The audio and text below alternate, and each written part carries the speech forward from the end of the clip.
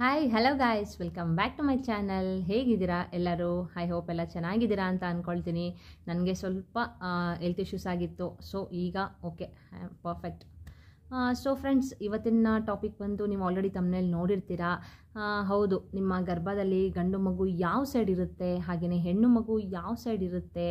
And ಇದೆಲ್ಲ ಅಂದರೆ ನಮ್ಮ ಆಗಿನ ಕಾಲದವರು ಹೇಳ್ಕೊಂಡು ಬರ್ತಾಯಿದ್ರು. ಸೊ ಅದೆಲ್ಲ 100ಗೆ ಒಂದು 80% ಅಷ್ಟು ನಿಜನೇ ಆಗಿದೆ. ಓಕೆನಾ? ಸೊ ಆ ಟಾಪಿಕ್ನ ಮಾತಾಡೋಣ ಇವಾಗ, ಬನ್ನಿ. ಓಕೆನಾ? ನಂದು ಯಾವ ರೀತಿ ಇತ್ತು, ನಂದು ಗಂಡು ಮಗು ಅಲ್ವಾ. ಸೊ ನಂದು ಯಾವ ರೀತಿ ಇತ್ತು ಅಂತ ನಿಮಗೆಲ್ಲ ಎಕ್ಸ್ಪ್ಲೇನ್ ಮಾಡ್ತೀನಿ. ಅದಕ್ಕಿಂತ ಮುಂಚೆ ಇನ್ನೂ ನನ್ನ ಚಾನಲ್ನ ಸಬ್ಸ್ಕ್ರೈಬ್ ಮಾಡ್ಕೊಳ್ದೇ ಇರೋರು ದಯವಿಟ್ಟು ಸಬ್ಸ್ಕ್ರೈಬ್ ಮಾಡಿಕೊಂಡು ಸಪೋರ್ಟ್ ಮಾಡಿ. ಹಾಗೆಯೇ ಈ ವಿಡಿಯೋ ನಿಮ್ಗೆ ಇಷ್ಟ ಆದರೆ ಲೈಕ್ ಮಾಡಿ, ಶೇರ್ ಮಾಡಿ, ಕಮೆಂಟ್ ಮಾಡಿ ಅಂತ ಹೇಳ್ತಾ ಬನ್ನಿ, ತಡ ಮಾಡ್ದೇನೆ ವಿಡಿಯೋನ ಸ್ಟಾರ್ಟ್ ಮಾಡೋಣ. ಮೊದಲೇದಾಗಿ ಹೇಳಬೇಕು ಅಂತ ಅಂದರೆ, ಮಗು ನಾವು ಪ್ರೆಗ್ನೆನ್ಸಿ ಕನ್ಫರ್ಮ್ ಆದ ತಕ್ಷಣ ಮಗು ಬಂದು ಫೆಟಲ್ಲು ತುಂಬಾ ಚಿಕ್ಕದಾಗಿರುತ್ತೆ. ಓಕೆನಾ?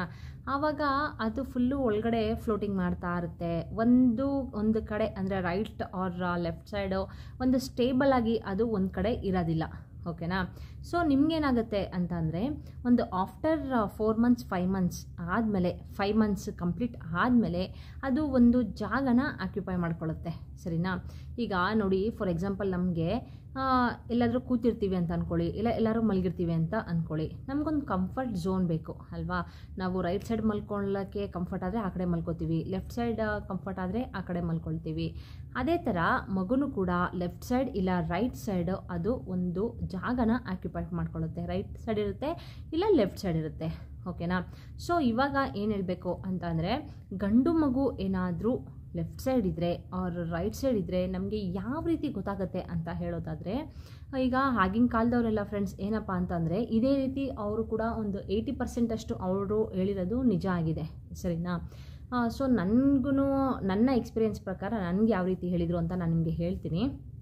ಸೊ ಏನಾಗುತ್ತೆ ಅಂತ ಅಂದರೆ, ಈ ಗಂಡು ಮಗು ಏನಾದರೂ ನಿಮ್ಮ ಹೊಟ್ಟೆನಲ್ಲಿ ಇದ್ದರೆ ಅಕಸ್ಮಾತು, ಅದು ಬೇಗನೆ, ಈಗ ಫಸ್ಟ್ ಪ್ರೆಗ್ನೆನ್ಸಿ ಇರುತ್ತಲ್ಲ ಅವ್ರಿಗೆ ಅಷ್ಟು ಬೇಗ ಗೊತ್ತಾಗೋದಿಲ್ಲ.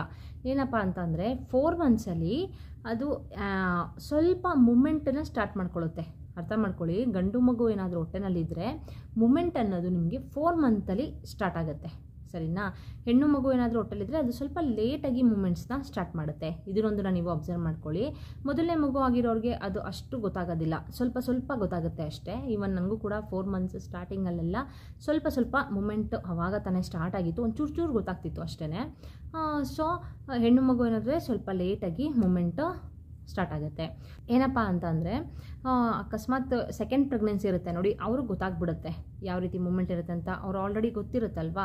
ಸೊ ಹಾಗಾಗಿ ಅವ್ರಿಗೆ ಗೊತ್ತಾಗುತ್ತೆ ಸೆಕೆಂಡ್ ಬೇಬಿದು ಮೂಮೆಂಟ್ ಯಾವ ರೀತಿ, ಯಾವ ಸೈಡ್ ಎಷ್ಟು ಬೇಗನೆ ನಮಗೆ ಮೂಮೆಂಟ್ ಆಯಿತು ಅನ್ನೋದು ಅವ್ರಿಗೆ ಅರ್ಥ ಆಗಿಬಿಡುತ್ತೆ. ಫಸ್ಟ್ ಪ್ರೆಗ್ನೆನ್ಸಿಯವ್ರಿಗೆ ಮಾತ್ರ ಇದು ಅಷ್ಟಾಗಿ ಗೊತ್ತಾಗೋದಿಲ್ಲ. ಸರಿನಾ? ಬೇಬಿ ಬಾಯ್ ಏನಾದರೂ ಹೊಟ್ಟೆನಲ್ಲಿದ್ದರೆ 4 ಮಂತ್ಸಿಗೆ ನಿಮಗೆ ಮೂಮೆಂಟ್ ಅನ್ನೋದು ಸ್ಟಾರ್ಟ್ ಆಗುತ್ತೆ, ಮೊದಲನೇ ಪಾಯಿಂಟು. ಇನ್ನು ಎರಡನೇ ಪಾಯಿಂಟ್ ನೋಡೋದಾದರೆ, ಮಗು ಏನಾದರೂ ನಿಮ್ಮ ಗಂಡು ಮಗು ಏನಾದರೂ ರೈಟ್ ಸೈಡ್ ಇದ್ದರೆ ಜಾಸ್ತಿ ಮೂಮೆಂಟ್ಸು ರೈಟ್ ಸೈಡ್ ಇರುತ್ತೆ. ಸರಿನಾ? ಕಿಕ್ಕಿಂಗ್ ಮಾಡೋದಾಗಿರ್ಬೋದು, ಒಂದು ಹೆವಿನೆಸ್ ಆಗಿರ್ಬೋದು, ಬೇಬಿದು ಫುಲ್ಲು ವೆಯ್ಟು ಆ ಕಡೆನೇ ರೈಟ್ ಸೈಡೇ ಇರೋ ಥರ ಆಗಿರಬಹುದು. ಈ ಥರ ಎಲ್ಲ ಆದರೆ ನಿಮಗೆ ಅದು ಗಂಡು ಮಗು ನಿಮಗೆ ರೈಟ್ ಸೈಡಲ್ಲಿ ಜಾಸ್ತಿ ಮೂಮೆಂಟ್ ಆದರೆ ಆ್ಯಂಡ್ ಕಿಕ್ಕಿಂಗ್ ಆದರೆ ಮಗು ಬಂದು ರೈಟ್ ಸೈಡ್ ಇದೆ ಅಂತ ನೀವು ಅರ್ಥ ಮಾಡ್ಕೊಳ್ಬೇಕು. ಸರಿನಾ? ನನಗೂ ಕೂಡ ನಮ್ಮ ಅಜ್ಜಿ ಅವರೆಲ್ಲ ಇದನ್ನು ಹೇಳ್ತಾಯಿದ್ರು ಅವಾಗ. ಓಕೆನಾ? ಸೊ ಇದೊಂದು ಪಾಯಿಂಟು. ಇನ್ನು ನೆಕ್ಸ್ಟ್ ಪಾಯಿಂಟ್ ನೋಡೋದಾದರೆ, ಹೊಟ್ಟೆ, ನಿಮ್ಮ ಹೊಟ್ಟೆ ಇದೆಯಲ್ಲ, ಹೊಟ್ಟೆ ಫುಲ್ಲು ಡೌನ್ ಬಂದುಬಿಡುತ್ತೆ ನಿಮಗೆ ಆಫ್ಟರ್ 8th ಮಂತ್ ಕಂಪ್ಲೀಟ್ ಆಗಿ 9 ಮಂತ್ಸ್ ಬೀಳುತ್ತೆ ನೋಡಿ. ಆವಾಗಲೇ ನಿಮಗೆ ಒಂದು 7.5 ಮಂತ್ 8 ಮಂತ್ಸ್ ಕಂಪ್ಲೀಟ್ ಆಗಿ 9 ಮಂತ್ಸ್ ಬಿದ್ದಾಗ ನಿಮ್ಮ ಹೊಟ್ಟೆ ಅನ್ನೋದು ಫುಲ್ಲು ಡೌನ್ ಬಂದುಬಿಡುತ್ತೆ. ಆವಾಗಲೂ ನೀವು ಅರ್ಥ ಮಾಡ್ಕೊಳ್ಬೇಕು ಗಂಡು ಮಗು ಅಂತ.